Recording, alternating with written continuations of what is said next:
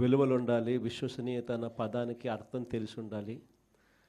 అప్పుడే రాజకీయం అనే ఈ వ్యవస్థలో ఒక తులసి ముక్కలా మనం నిలబడతాము అని చెప్పి మొట్టమొదటిసారిగా ఈరోజు చూస్తూ ఉన్నాం. రాజకీయాలను భ్రష్టు పట్టిస్తూ ఉన్న పరిస్థితి ఎప్పుడైనా చూసాము అని అంటే అది చంద్రబాబు నాయుడు గారి పరిపాలనలో మాత్రమే ఇలా భ్రష్టు పట్టించే కార్యక్రమం జరుగుతుంది అని. ప్రజాస్వామ్య పద్ధతిలో ప్రజాస్వామ్యబద్ధంగా ఎన్నిక కాబడ్డ ఎంపీటీసీలను, జెడ్పీటీసీలను, కౌన్సిలర్లను ఇలా అనేక పదవుల్లో ఎన్నిక కాబడ్డ ఈ ప్రజాప్రతినిధులను ఈరోజు చంద్రబాబు నాయుడు గారు అనే వ్యక్తి తనకు బలం లేకపోయినా, తన పార్టీ గుర్తు మీద తాను గెలిపించుకునే పరిస్థితి తనకు లేకపోయినా, వేరే పార్టీ మీద గెలిచిన వ్యక్తులు వీళ్ళు అని తెలిసి ఉన్న, తానే ముఖ్యమంత్రిగా ఉన్నాడు, తానే ప్రజాస్వామ్యాన్ని పరిరక్షించాల్సిన బాధ్యతలో తానే ఉన్నాడు అన్న సంగతి కూడా తనకు తెలిసి ఉన్న, తానే దగ్గరుండి స్వయంగా ప్రజాస్వామ్యాన్ని ఖూనీ చేస్తూ ఉన్న పరిస్థితి ఈ రాష్ట్ర రాజకీయాలలో ఈరోజు జరుగుతూ ఉన్నాయంటే అది ఎంతటి దౌర్భాగ్యపు పాలన అని చెప్పడానికి వేరే ఉదాహరణ అవసరంలా. నాకు బాగా గుర్తుంది, అప్పట్లో ఎన్నికలు జరిగినప్పుడు మన గవర్నమెంట్ వచ్చిన తర్వాత 2 సంవత్సరాల తర్వాత ఎన్నికలు జరిగాయి. ఆ రోజు ఎన్నికలు జరిగినప్పుడు కూడా కోవిడ్ లాంటి మహమ్మారిని ఎప్పుడు మనం చూడాల. మనం ఎన్నిక ప్రమాణ స్వీకారం చేసింది జూన్లో ప్రమాణ స్వీకారం చేసాం. ప్రమాణ స్వీకారం చేసిన కొద్ది నెలలకే మార్చి కల్లా కోవిడ్ లాంటి మహమ్మారిని చూసాం. రాష్ట్ర చరిత్రలో ఇలాంటి ఘటన జరుగుతుంది, ఇలా కోవిడ్ లాంటి మహమ్మారి ఇలా ఉంటుంది, ఇలా వస్తే కోవిడ్ లాంటి మహమ్మారి వస్తే పక్కన పెట్టిన పరిస్థితులు ఏ రోజు వైఎస్ఆర్సీపీ ప్రభుత్వంలో ఎప్పుడు జరగల.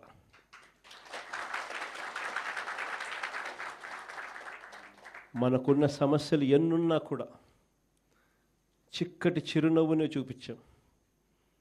చూపించి ఎన్నికల వేళ ఏదైతే మాట చెప్పామో ఆ చెప్పిన ప్రతి హామీని, ఆ మేనిఫెస్టోలో చెప్పిన ప్రతి హామీని సీఎంఓలో నా దగ్గర నుంచి మొదలెడితే ఆ పాంఫ్లెట్ కాగితం కలెక్టర్ల కార్యాలయాల దగ్గర నుంచి, సచివాలయాలు సెక్రటేరియట్లో ఉన్న హెచ్ఓడి కార్యాలయాల దగ్గర నుంచి, సెక్రటరీలుగా పనిచేస్తూ ఉన్న అధికారుల దగ్గర వరకు కూడా ప్రతి కార్యాలయంలోనూ కూడా ఈ మేనిఫెస్టో అన్నది ప్రతి కార్యాలయంలోనూ కూడా డిస్ప్లే పెట్టి ప్రతిరోజు దాన్ని నా దగ్గర నుంచి, మంత్రుల దగ్గర నుంచి, సెక్రటరీల దగ్గర నుంచి, కలెక్టర్ల దగ్గర నుంచి, హెచ్ఓడీల దగ్గర నుంచి ప్రతి ఒక్కరూ దాన్ని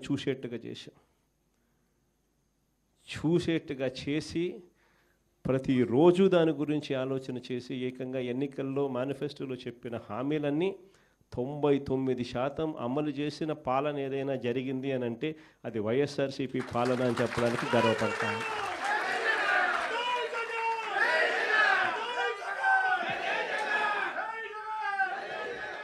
అంత గొప్పగా ప్రజలకు మంచి చేయగలిగాం కాబట్టి 2 ఏళ్ల తర్వాత ఎంపీటీసీలు, జెడ్పీటీసీలు, సర్పంచులు, కౌన్సిలర్లు ఈ ఎన్నికలు ఏ జరిగినా కూడా మొత్తం అన్నింటినీ స్వీప్ చేసాం.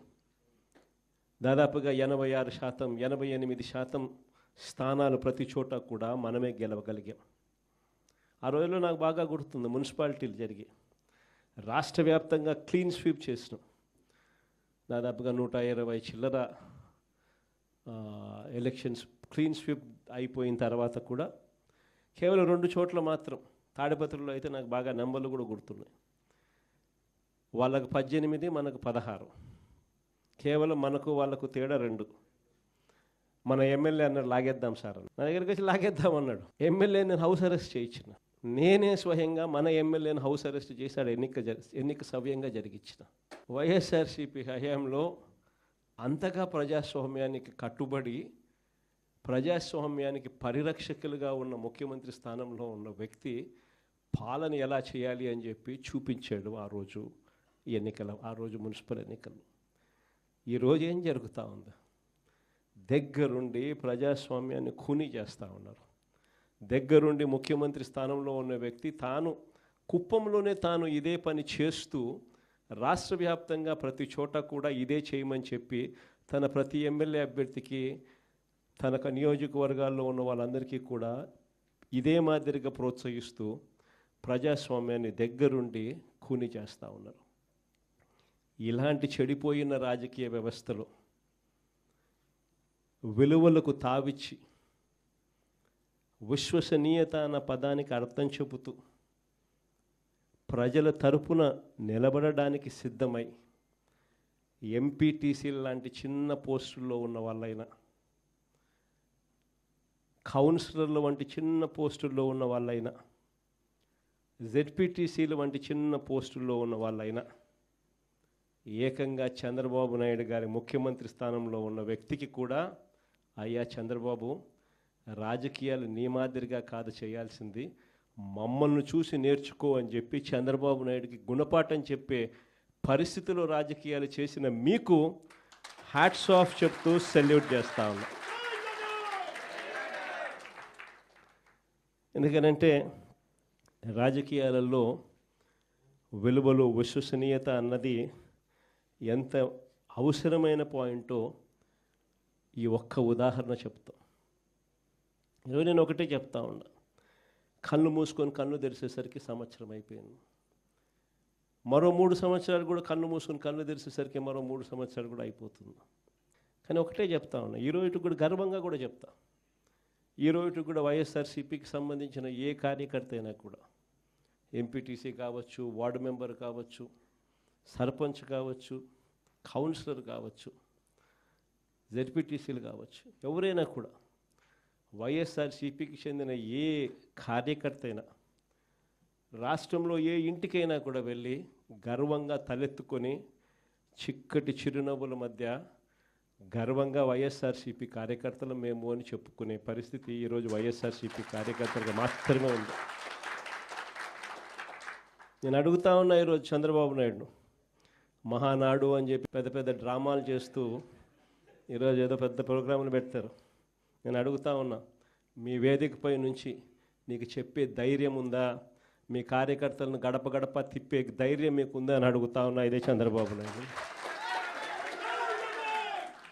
కారణం, తెలుగుదేశం పార్టీకి సంబంధించిన ఏ కార్యకర్త అయినా కూడా గడప గడప ప్రోగ్రాం చేస్తూ ఏ ఇంటికి వాళ్ళు వెళ్ళినా కూడా ఆ ప్రతి ఇంట్లోనూ కూడా చంద్రబాబు నాయుడు గారు ఎన్నికలప్పుడు ఇచ్చిన మేనిఫెస్టో ఆ ప్రతి ఇంట్లో వాళ్ళ దగ్గర కాపీ ఉంది. ఆ ఎన్నికల మేనిఫెస్టో వాళ్ళ ఇంట్లో కాపీ ఉంది.